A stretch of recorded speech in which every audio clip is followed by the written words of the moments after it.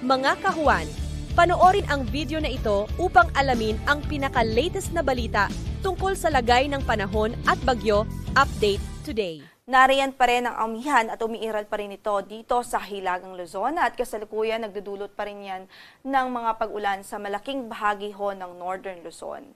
Based na rin po sa ating latest satellite imagery, makikita pa rin nga po natin, meron pa rin mga stratified clouds dito sa Philippine Sea, sa silangang bahagi ng Northern Luzon at nag-i-indicate ho yan na umiiral pa rin ang amihan dito sa area na ito at dala pa rin ito ang tuyo at malamig na hangin.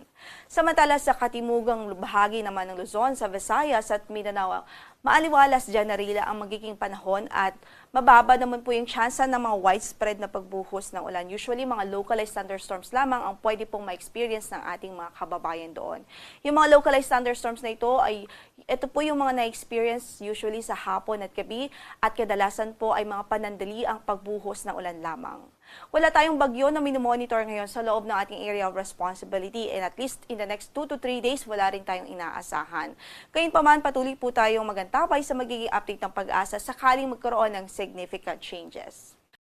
Para naman sa ating computed heat index kahapon, sa Metro Manila ay nag-range po from 32 to 34 degrees Celsius ang naitalang heat index o init factor kahapon, habang sa Cotabato City, Maguindanao ay umabot po sa 41 degrees Celsius. So yung 34 degrees Celsius at 41 degrees Celsius, pareho po yan nakapaloob dito sa extreme caution level, habang yung 32 degrees Celsius ay nasa caution level. So, meron pa rin po tayong babala po dyan ng pag-iingat po, na mag-ingat po ang ating mga kababayan dahil yung ganitong klaseng init ng panahon, pwede pa rin po yung magdulot ng mga heat stress, heat cramps.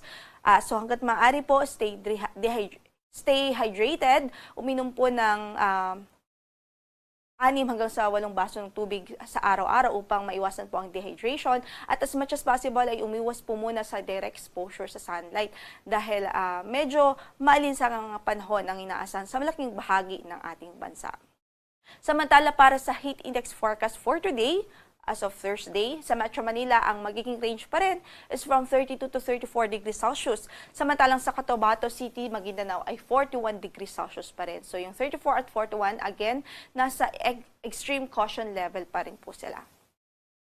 So ngayon wala naman tayong gale warning na nakataas sa mga bahagi ng ating mga baybaying dagat, Banayan hanggang sa Katamtaman ang magiging pag-alon sa malaking bahagi ng ating karagatan. Although dito sa silang bahagi ng Visayas at Mindanao ay katamtaman hanggang sa maalon ng kondisyon ng karagatan dyan, kaya't ingat pa rin ang ating abiso, especially po sa mga maliliit na sasakyang pandagat.